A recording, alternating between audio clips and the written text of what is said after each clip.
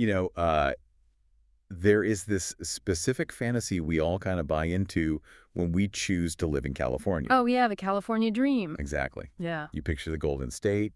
You picture the endless sunshine, those San Diego coastal breezes. Maybe that dry, really comfortable heat up in the Sacramento Valley. Yeah, it's the weather that makes the real estate prices almost justifiable. It's the main selling point, honestly. I mean, we pay a pretty hefty premium for the privilege of never having to buy a snow shovel or, Yeah. de-ice a windshield. Right. But here's the thing about paradise. It usually has a catch. Always a catch. And today we are doing a deep dive into a catch that is very small, very bouncy, and honestly a little bit terrifying when you really look at the biology. We are talking about flea season. Which, as we are going to find out from the data today, is a massive misnomer in this part of the world. Right. Calling it a season implies that it starts and stops. Yeah, and if you are currently scratching your ankle while listening to this, or if your dog is doing that rhythmic, frantic thumping against the floorboards at 2 in the morning, this deep dive is for you. Oh, we all know that sound. It's the worst. So, we are breaking down a really comprehensive guide from the team at Simple Pest Management, and it's titled Flea Season California Prevention. That's a great resource. It really is. And let me tell you, our mission today is to move you, the listener, from reactive panic, where you are just freaking out because the house is already infested, to proactive strategy. Because once you understand the biology of what is actually happening deep down inside your carpet fibers, you start to realize that waiting until you actually see a flea... You've already lost. Exactly. You've already lost the first battle. You are playing catch-up against an enemy that is practically genetically engineered to win. Yeah. We are going to unpack the total sci-fi horror show that is a flea life cycle, why California's climate makes them basically super soldiers, and exactly how you can fight back. It's going to be a fun one. But before we jump in, pun fully intended, if you enjoy these deep dives into the hidden mechanics of your everyday life, do us a quick favor and follow and like the show. It helps us keep the lights on and the pests out. It really does help us find these great sources to bring to you. Okay, so let's get right into the first big realization I had when reading this source material. I think most of us, especially if you grew up on the East Coast or in the Midwest, you have this ingrained idea that fleas are strictly a summer problem. Right, you worry about them in July. Maybe August. And then you just forget about them when the kids go back to school. But the source says that out here in California, that mindset is a dangerous myth. It's a fast track to a full-blown infestation, actually. See, in many parts of the country, there is a hard stop to pest activity.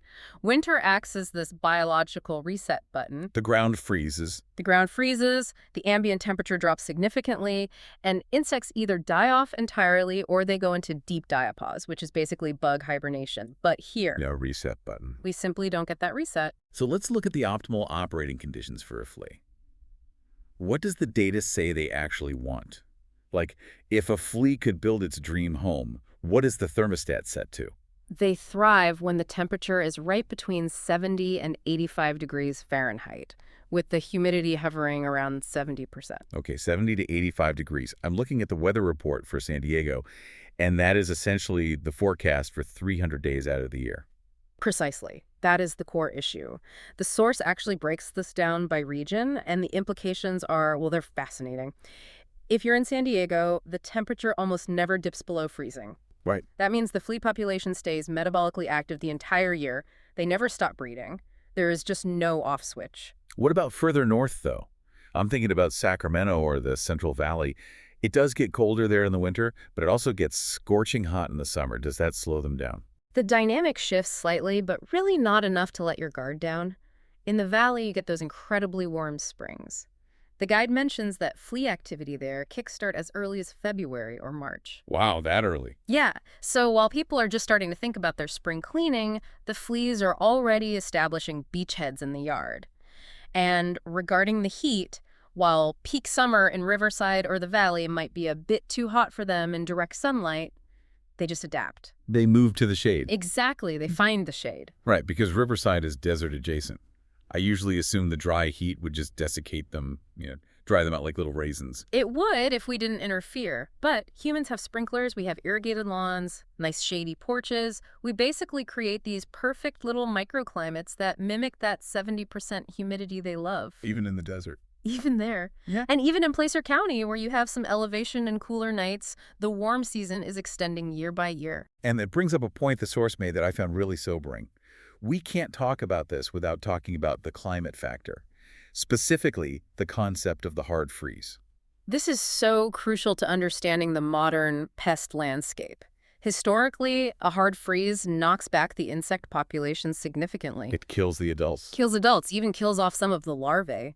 But as our winters get milder overall, fewer fleas die off over the winter. So you start the spring with a much larger baseline population. Exactly. Instead of starting from 0, you're starting from 50. So that exponential growth curve happens so much faster. So essentially in California, prevention isn't just a summer activity, it's a lifestyle. If you wait for summer, you're already behind the curve.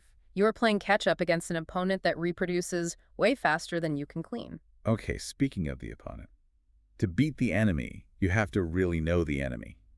And I have to say, reading this section on the flea life cycle, it reads like the script for the movie Alien. Oh, it really does. It is genuinely disturbing how efficient these things are. It's a biological machine perfectly designed for survival.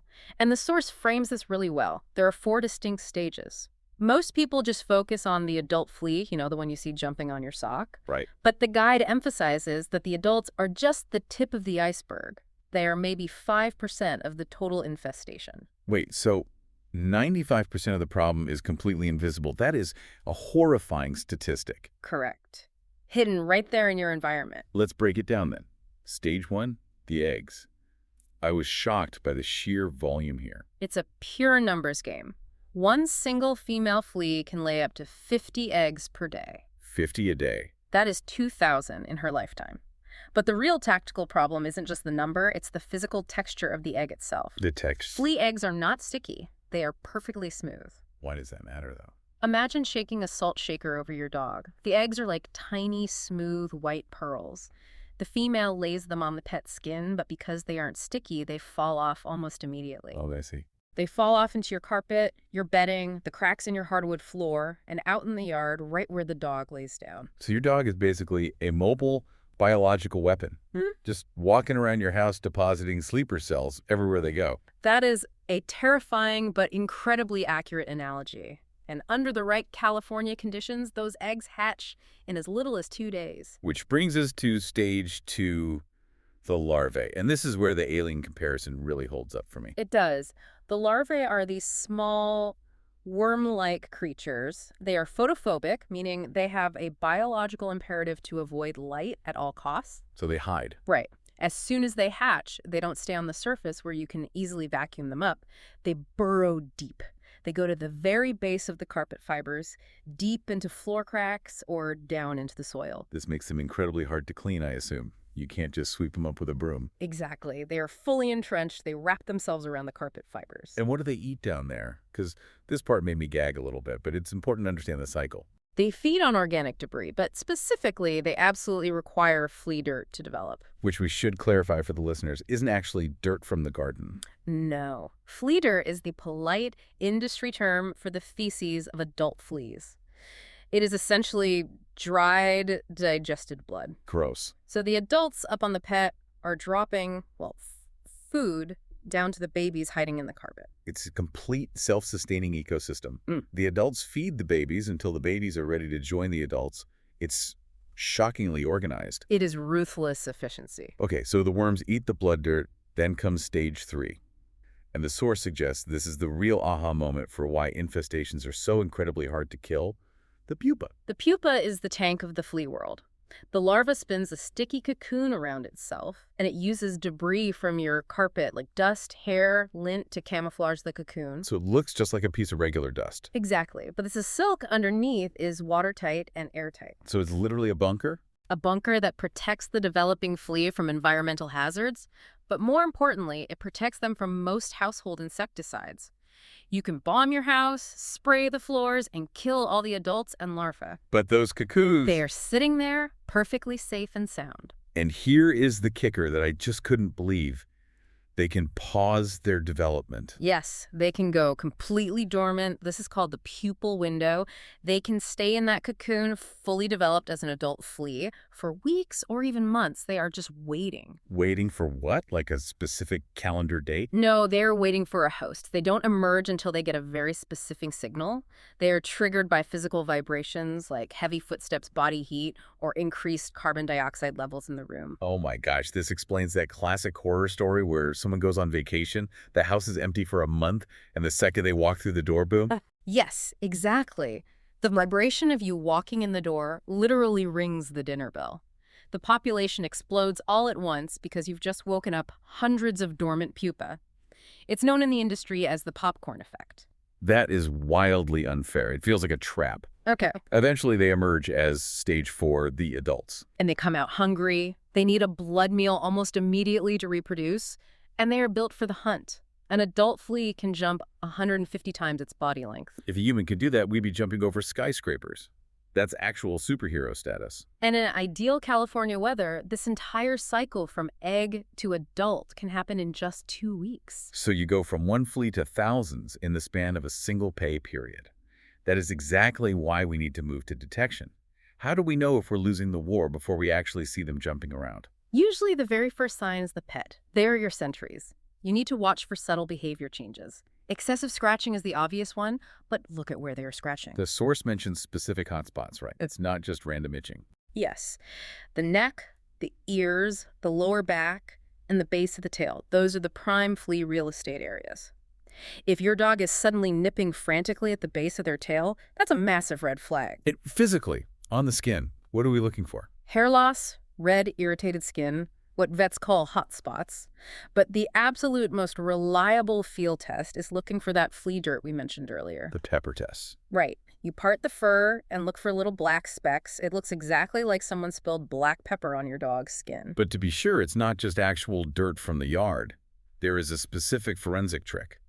The wet paper towel method. I love a good hack. Walk us through it. Take a wet paper towel and wipe the specks off the dog. Or just put the specks onto the wet towel. If it stays black or brown, it's just regular dirt. But if it dissolves into a reddish-brown stain, It's blood. rehydrated blood, that is absolute confirmation of active flea activity. There was also a note in there about pale gums. That sounded really serious. That is a medical emergency. If the infestation is severe, especially in much smaller pets, puppies, kittens, or older animals, the fleas are drinking enough blood to cause actual anemia. Wow. If their gums look pale or white instead of a healthy, vibrant pink, you need to get to a vet immediately. Okay, so that's the pet. But because the eggs fall off everywhere, the infestation is also in the house. How do I know if I am on the menu? Well, you'll definitely feel it. Flea bites on humans usually happen right around the ankles and lower legs because fleas jump up from the floor. Right. They look like small red bumps, often in tight clusters or lines.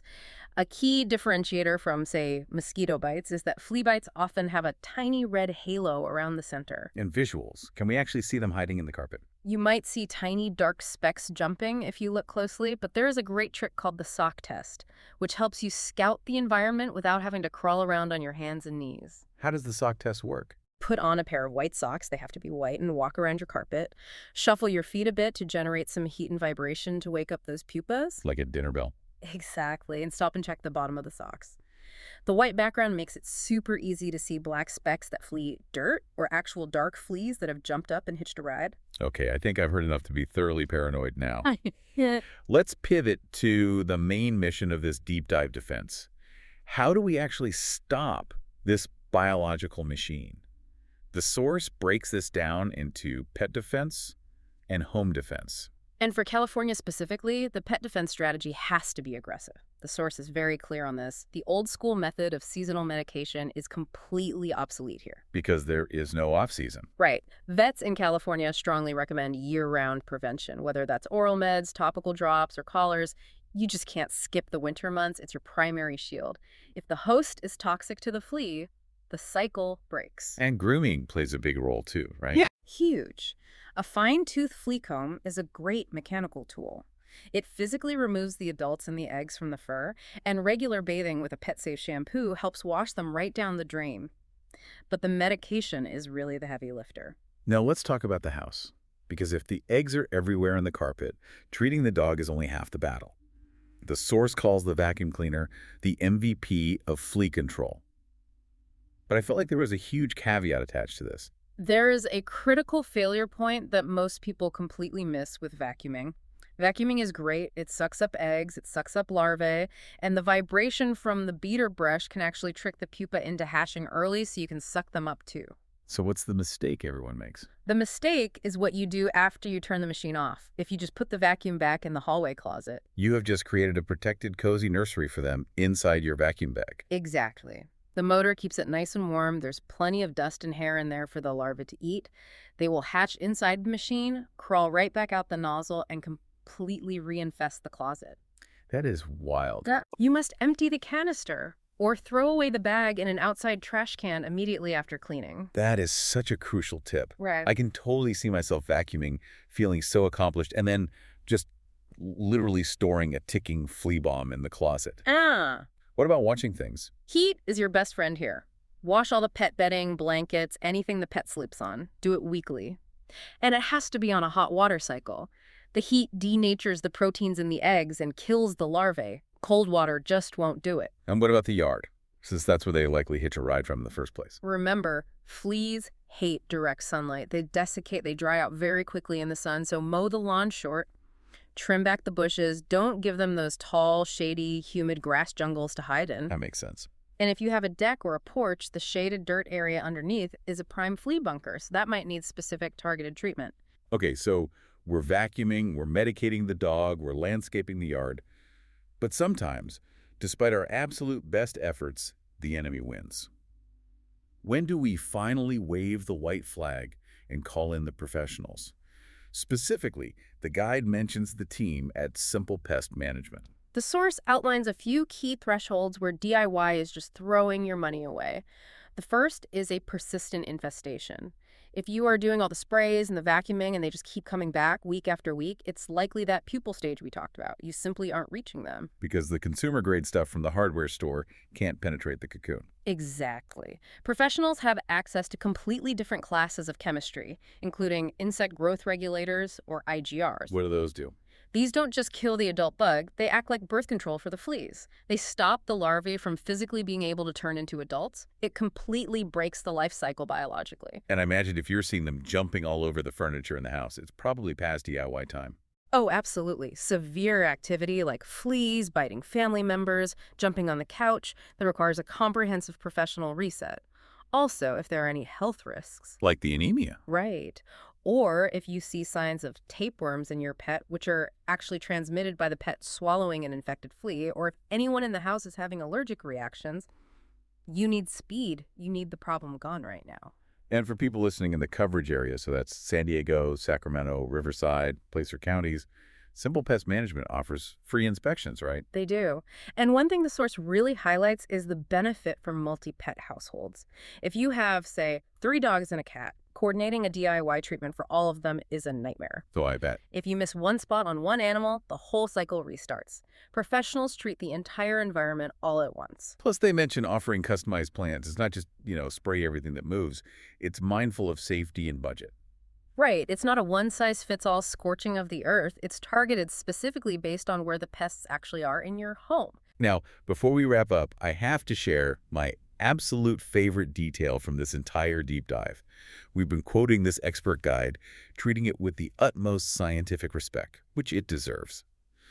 But when I got to the author section at the bottom... Oh, I loved this part. This adds so much character to the company. The article was technically written by Theodore Augustus Paul Chi, or, as he's known, Teddy.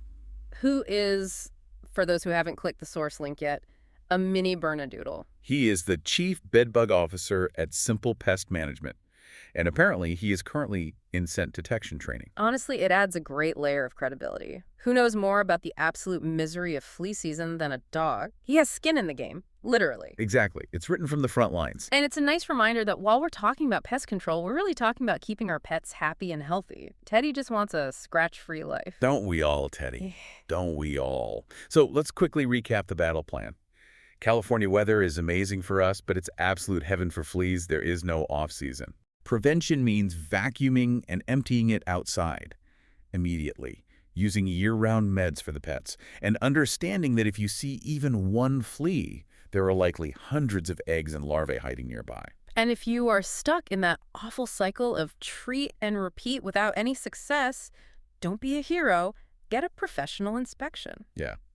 If you are in California, specifically San Diego, Sacramento, Riverside, or Placer, and you're currently scratching your ankle, check out Simple Pest Management. You can find them at simplepest.com. That's simplepest.com.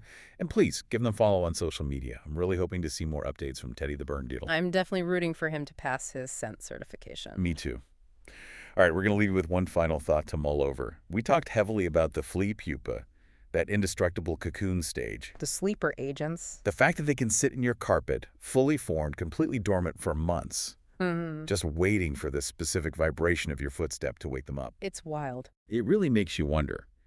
If a flea can jump 150 times its body length, and a pupa can wait dormant for months just for you to walk by, are we living in their world or are they living in ours? That is a very disturbing thought to end on, but a necessary one. Just think about that the next time you feel a little tickle on your ankle. Thanks for joining us for this deep dive. Stay proactive out there.